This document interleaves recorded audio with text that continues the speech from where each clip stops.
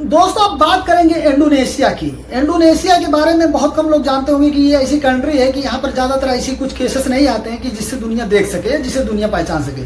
लेकिन दोस्तों यहाँ पर अभी पिछले महीने की बात है, 25 अगस्त 2025 की बात है, जब वहाँ के कुछ नागरिक और कुछ छात्र लोग वहाँ की पार्लियामेंट का घेराव कर देते हैं और विरोध प्रदर्शन चालू कर देते हैं। उसका मुख्य कारण था वहाँ पर एक कानून पारित होता है वहाँ की पार्लियामेंट में, जिसका नाम राइजिंग कास्ट ऑफ लिविंग होता है। वो कानून राइजिंग कास्ट ऑफ लिविंग वो सिर्फ सांसदों के लिए बनता है, वहाँ के जो सांसद उन्हीं के लिए बनता है, और उसमें ये ऐसी चीज मुहैया कराई जाती है कि जिससे सिर्फ वहाँ के सांसदों को बेनिफिट मिलता है। वो कानून कहता है कि कमोबेश करके 50 मिलियन वहाँ की लोकल इंडोनेशियन करेंसी हर सांसद को प्रतिमाह दी जाएगी, जो कम से कम अमेरिकी डॉलर में 3000 अमेरिकी डॉलर होता है, और वो हर उनको लिविंग के लिए दिया जाएगा, जो उनकी पगार, जो उनकी सैलरी है उससे अलग। बस ये क्या कानून बनना था और निकलना था, लोगों को मालूम होना था कि इससे पहले कि लोग जागरूक हो गए और लोग एक एक कर प्रोटेस्ट और विरोध प्रदर्शन करना चालू कर देते हैं। जगह थी वहां का पार्लियामेंट, लोग एक एक करके घेराव कर देते हैं, और घेराव जब इतना ज्यादा हो जाता है, जब पुलिस और वहां की शासन प्रशासन जब प्रदर्शनकारियों के आमना सामना होता है, तो वहां पर कुछ लोगों की मृत्यु हो जाती है। कुछ लोगों की क्या, एक उसमें ऐसा लड़का रहता है कि जो डिलीवरी बॉय रहता है, जिसका नाम अफान रहता है, अफान को उसमें मार दिया जाता है पुलिस प्रशासन और वहां की सरकार द्वारा। ऐसी बहुत सी रिपोर्टें हैं, तो गोली लगने से मौत हो जाती है। अब फिर वहां से जो वहां का विरोध प्रदर्शन का जो रूप था वो बिल्कुल चेंज हो जाता है। धीरे धीरे ऑल ओवर पूरे इंडोनेशिया के अंदर 50 ऐसे शहरों के अंदर ये प्रोटेस्ट होना चालू हो जाता है। अभी तक वहां की कैपिटल सिटी में हो रहा था, अभी तक वहां के पार्लियामेंट पे हो रहा था। धीरे धीरे पूरे देश में फैल जाता है, और ये देश के उन 50 मुख्य शहरों में फैल जाता है कि जहां पर हुकूमत को और गवर्नमेंट को इसको कंट्रोल करने के लिए काफी नहीं होता है। लेकिन फिर भी, और दोस्तों सिर्फ ये एक कानून के चलते नहीं हुआ था, इससे पहले भी वहां पर वही प्रॉब्लम जो हर कंट्री में कमोबेश करके जहां जहां पर सरकारें बदली है, जहां जहां पर सरकारें गिरी है, वही प्रॉब्लम से सेम वही सिचुएशन यहाँ इंडोनेशिया के अंदर है। ना ईंधन की पूर्ति हो पा रही है, ना दवाओं की, ना खाद्य सामग्री की, कोई भी चीज, और महंगाई बिल्कुल अपने, और बेरोजगारी बिल्कुल अपने चरम पर है। वहां पर युवा है जो बेरोजगार है। ये तमाम वो समस्या थी जिसको लेकर ये इतना बड़ा विरोध प्रदर्शन जो बिल्कुल एक पूरा ऑल ओवर कंट्री में फैल जाता है। दोस्तों अब यहाँ पर विरोध प्रदर्शन फैलता गया, और जो अमूमन हर कंट्री वाले करते हैं वही इंडोनेशिया वही हथकंडा अपनाइए। इंडोनेशिया की गवर्नमेंट और वहाँ की पुलिस प्रशासन और सेनाएं सड़क पर उतरकर वाटर कैनन और आंसू गैस का इस्तेमाल करना चालू कर दी।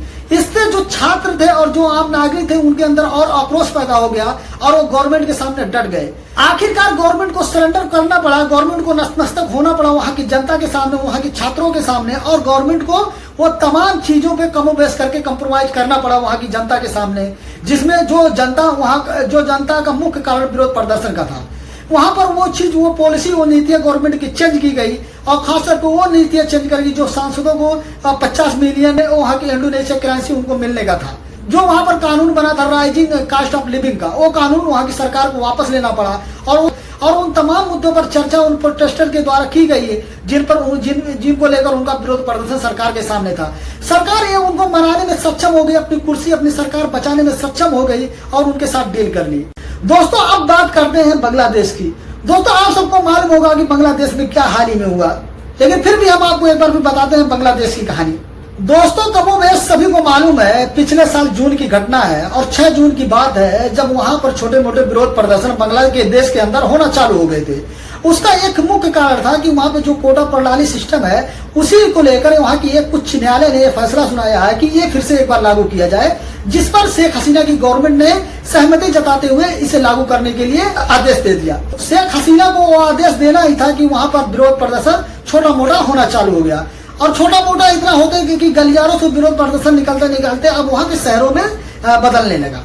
दोस्तों बांग्लादेश के छात्रों का कहने का मतलब था, जो वहाँ के स्टूडेंट थे, जो वहाँ के इस सारे प्रोटेस्ट को लीड करने वाले थे, उन तमाम लोगों का कहने का मतलब था कि जो ये कोटा प्रणाली वाला सिस्टम है, इसे हटाया जाए, और मेरिट के आधार पर, उनकी एजुकेशन, उनके नंबर के आधार पर, उनके इंटरव्यू के आधार पर, और लोगों को नौकरी दी जाए। वो चाहे वो फ्रीडम फाइटर के घर के हो, या उनके रिलेटिव के हो, या कोई आम मजदूर हो, या कोई रेडी वाला, कोई रिक्शे वाला, कोई सब्जी बेचने वाला हो, ये तय नहीं करिए कि कोटा प्रणाली के अनुसार उनको विशेष छूट दी जाएगी, जिसमें वहां के उच्च न्यायालय ने 30% विशेष 100 में से 30% विशेष छूट दी थी कि अगर 100 लोगों को नौकरी दी जाएगी तो 30% ऐसे लोगों के लिए रिजर्व किया जाएगा जो कोटा प्रणाली जिसे कहा जाता है, जो खासतौर पे उन घरों से उन जगहों से आएंगे जिनके बाप दादा या जिन लोगों ने फ्रीडम फाइटर की फैमिली से बिलोंग करते हैं। 15 जुलाई को बांग्लादेश के अंदर जब विरोध प्रदर्शन होते होते शहर में पहुंच गया तो 16-17 को ये विरोध और भी उग्र होते चला गया। वहां पर आगजनी होना चालू हो गया। अब वहीं पे एक स्टूडेंट की वहां की जो सेना और पुलिस वाले द्वारा हत्या कर दी जाती है और उन्हें शूट कर दिया जाता है उस छात्र को, और वहीं से फिर विरोध प्रदर्शन बिल्कुल विद्रोह में तब्दील हो जाता है और 18-19 जुलाई आते आते ये पूरी तरीके से ढाका और पूरे ऑल ओवर बांग्लादेश को कैप्चर कर लेते हैं प्रदर्शनकारियों ने। दोस्तों, विरोध इतना व्यापक और इतना उग्र और इतना हिंसा भरा हो गया था कि पूरे ऑल ओवर कंट्री के अंदर, बांग्लादेश के अंदर आगजनी और तोड़फोड़ होने लगी थी। और यहाँ तक कि जितने भी प्रोटेस्टर थे उनमें ज्यादातर लोग शेख हसीना का जो प्रधानमंत्री हाउस था, जो उनका रहने की जगह थी, वो उसमें वो लोग घुस गए, बहुत वहां पर लूटपाट मचाए, तोड़फोड़ मचाए। सारी वीडियो और सारी पिक्चर इंटरनेट पे अवेलेबल है, आप सबने देखा है। दोस्तों, लास्ट में थक हार के गवर्नमेंट वहां की गिर जाती है, वहां की सरकार गिर जाती है और शेख हसीना को अपनी जान बचाकर सेना की मदद से 5 अगस्त को देश छोड़कर भागना पड़ता है। देश में कर्फ्यू का माहौल है, सेना अपनी कमान संभाले हुए, कर्फ्यू लगा हुआ है, लेकिन उस पोजीशन पर देश छोड़कर शेख हसीना भाग जाती है। ये 5 अगस्त की बात है। उसी के 2 दिन के बाद यानी 7 अगस्त को नोबेल विजेता मोहम्मद यूनुस को कमान दी जाती है उनको अंतरिम सरकार बनाने के लिए। और देखते देखते शेख हसीना की जितनी भी शान शौकत थी और जितना दमनकारी उनका फैसला था वो ध्वस्त हो गया और मजबूरन उनको बांग्लादेश छोड़कर भागना पड़ा। दोस्तों, ये कहानी थी बांग्लादेश की। दोस्तों, आप बात करते हैं हाल फिलहाल की, नेपाल की। आप सबने अभी देखा नेपाल में अब भी सिचुएशन बद से बदतर है। कहीं कहीं कंट्रोल में है, सेना कर्फ्यू लगाए हुए है, सड़कें सुनसान है, लोग घरों से कमोबेश कम निकल रहे हैं। ऐसी सिचुएशन अब भी नेपाल की है। नेपाल में भी ओली सरकार का सेम यही हथकंडा था। ओली सरकार का यह फैसला सोशल मीडिया बैन फैसला था, लेकिन सच्चाई ये नहीं है। एक हिस्सा हो सकता है इस विरोध प्रदर्शन का, लेकिन सारा हिस्सा ये विरोध प्रदर्शन का नहीं हो सकता है। रियलिटी ये है कि ओली सरकार अपने फायदे के लिए, अपने सरकार में बने रहने के लिए वो तमाम कॉन्स्टिट्यूशनल चीजों में हेर फेर की है अपने आप को प्रधानमंत्री की कुर्सी पर बचाए रखने के लिए। वहां के कॉन्स्टिट्यूशनल को चेंज किया है जहाँ पे 70 वर्ष से ज्यादा आयु के लोग वहां पर प्रधानमंत्री नहीं रह सकते हैं, लेकिन वो लगातार उस प्रधानमंत्री की कुर्सी पर बैठे। भुखमरी और बेरोजगारी का आलम यह था कि वहां पर जो वहां के आम नागरिक है, वहां पर अभी बीबीसी की रिपोर्ट है 76% ऐसे लोग हैं, नेपाली ऐसे लोकल सिटीजन है जो अलग अलग बाहर कंट्रियों में काम करते हैं। अब बताइए 24% लोग वहां पर जो अस्थायी लोग हैं वो उनको नौकरी वहां पर अवेलेबल नहीं है। और वहां पर जो नेपोटिज्म का जो खेल खेला जा रहा है, वहां का वित्त मंत्री ले लीजिए, फॉरेन मिनिस्टर ले लीजिए, प्रधानमंत्री ले लीजिए, जितने भी मिनिस्टर हैं जो सेंट्रल गवर्नमेंट में किसी से कॉन्स्टिट्यूशनल पद पर है, उनके तमाम भाई भतीजावाद, चाचावाद की कहानी ले लीजिए, वो लोग किस हाल में जिंदगी है। ये तमाम जो वहां के नेपाल के लोकल सिटीजन, वो लोग तमाम उन लोग की तस्वीरें लेकर सोशल मीडिया पर सर्कुलेट कर रहे हैं। जो अलग अलग लोग अलग अलग कंट्री में पढ़ाई कर रहे हैं, अलग अलग कंट्रियों में बिजनेस कर रहे हैं और ऐश की जिंदगी काट रहे हैं। लेकिन समस्या आज वहां पर जो वहां के लोकल सिटीजन है, जो लोकल नेपाली हैं, जो ठेले वाले हैं, जो सब्जी वाले हैं, जो मजदूर हैं, जो खेती वाले हैं, जो किसान हैं, ये तमाम लोग बहुत परेशान हैं, जहां पर बेरोजगारी एकदम बद से बदतर है।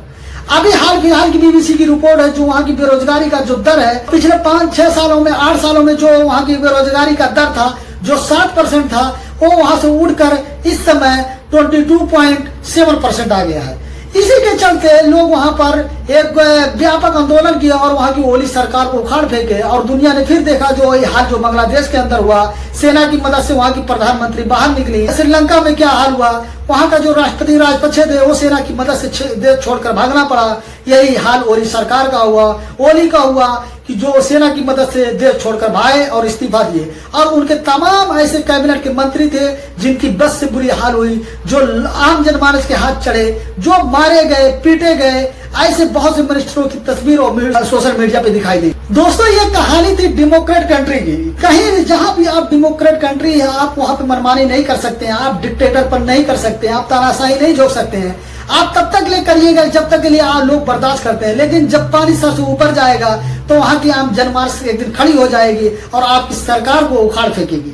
दोस्तों, ये वीडियो आपको कैसा लगा आप हमको कमेंट करके बताइए। और अगर आपने चैनल को सब्सक्राइब नहीं किया तो प्लीज हमारे चैनल को सब्सक्राइब कर लीजिए, बेल आइकन को दबा दीजिए। मिलते हैं किसी नेक्स्ट वीडियो।